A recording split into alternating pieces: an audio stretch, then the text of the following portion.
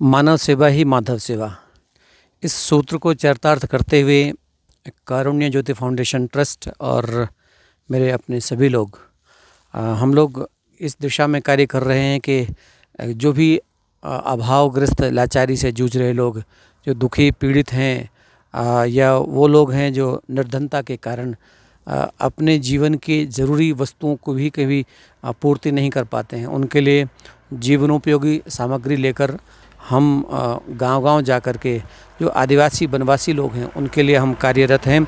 और हम निरंतर पिछले 24 वर्षों से, ये हमारा 25वां वर्ष है, 25वें वर्ष में हमने अब तक 1,41,000 से ज़्यादा परिवारों को हमने जीवनोपयोगी सुविधाएं मुहैया कराई हैं, जिसमें अत्यंत सर्दी है, कपाती हुई हाड़ कपाने वाली सर्दी है।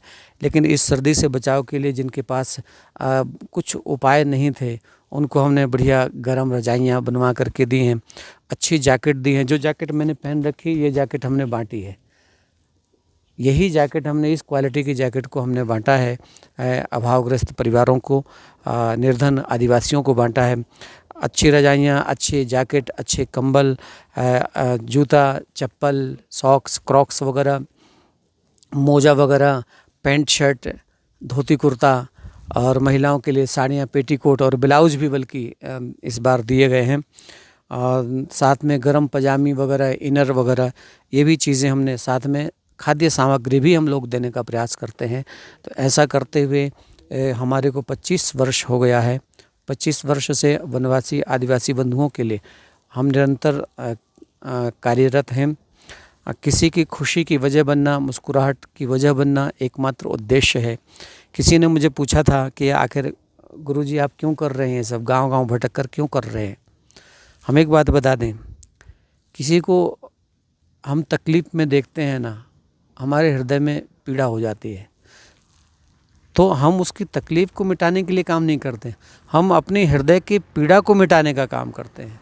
और हृदय की पीड़ा तब मिटेगी जब मजबूर व्यक्ति के जीवन की कोई खुशी उसको मिल जाए, तो वो खुशी देने का काम हम कर रहे हैं। हम उसको, उस पर एहसान नहीं कर रहे हैं, हम अपने हृदय की पीड़ा को कम करने के लिए उसको खुशी देने का काम करते हैं। केवल करने का उद्देश्य ये है, दूसरा कोई उद्देश्य नहीं है। ना कोई अपन राजनीतिक व्यक्ति हैं, ना किसी पक्ष पार्टी के हैं, हम तो भगवान की पार्टी वाले हैं। भगवान ने जो सामर्थ्य दिया है, जो शक्ति दी है, जो भगवान की दी हुई समझ है, उस समझ का उपयोग करके हमारे अपनों के लिए, मानवता के लिए काम आ सकें, इस बात पर हम सदैव जोर दिया करते हैं। मेरे अपनों का साथ है, मेरे शिष्यगणों का साथ है, संस्था परिवार के सदस्यों का साथ है, जिसके फलस्वरूप हम लोग इस कार्य को अंजाम दे पाए हैं। करीब 150 गाँव तक हम ये सेवाएं पहुंचा पाए हैं। ये सेवाएं अनवरत जारी हैं। अभी कुछ सामग्री कम पड़ गई थी, 100 कंबल हमने और मंगाए हैं, अमानगंज के लिए भिजवाए हैं कि अमानगंज में कुछ और जो लोग रह गए हैं जिनको हम गर्म रजाइयाँ वगैरह नहीं दे पाए क्योंकि स्टॉक हमारा ख़त्म हो गया रजाइयों का, तो हमने कुछ अच्छे मोटे वाले कंबल मंगवाए हैं और वो कंबल भी अब हम 100 लोगों को और वितरित करने वाले हैं। अभी के लिए इतना ही। हम तो ये निवेदन भी करेंगे, जो भी इस वीडियो को देख रहा है उसे इस बात की ओर ज़रूर आकृष्ट होना चाहिए और प्रेरित होना चाहिए कि हम मानव हैं तो मानवता के हित में कुछ तो काम करें, कुछ तो सोचें, कुछ तो विचार हमारा होना चाहिए।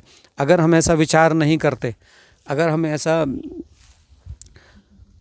नहीं सोच पाते हैं, तो इसका अर्थ है कि हम पूर्ण मानव नहीं हैं।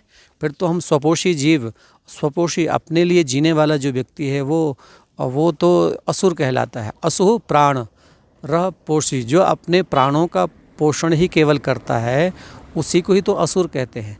अपने लिए स्वपोषी बन कर के रहोगे तो असुर की कोटि में कहीं ना आ जाओ। हम तो देवताओं की संतान हैं। देव कोटि में आने के लिए हमें देवत्व को अपने अंतस्थ में स्थापित करते हुए और मानवता के हित में और समस्त जीव जगत के हित में कार्य करना ही चाहिए। यही उद्देश्य है। आइए करुणा की ज्योत, सेवा की ज्योत और दया की ज्योत अपने हृदय में जगाकर किसी की मुस्कुराहट का कारण और उसकी खुशी की वजह बने। बस यही कहते हुए मैं वाणी को विश्राम करता हूँ।